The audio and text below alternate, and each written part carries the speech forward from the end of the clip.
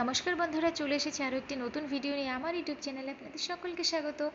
অবশ্যই ভিডিওটা সকলে পুরোটা দেখবেন, লাইক করবেন, শেয়ার করবেন।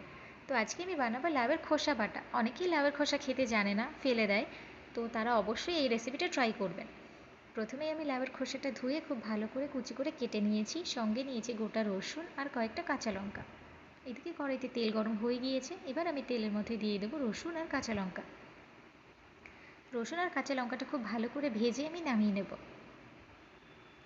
দেখুন এখানে ভাজা হয়ে গিয়েছে, আমি নামিয়ে নেব।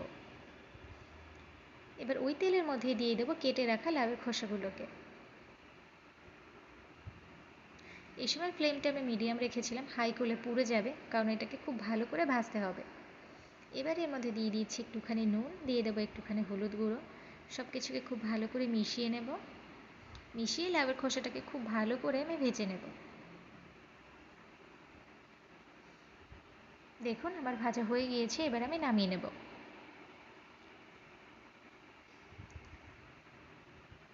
আমি নামিয়ে নিয়েছি। আমি শিলনোড়ায় বাটছি, এটা মিক্সিতেও বাটা যায়।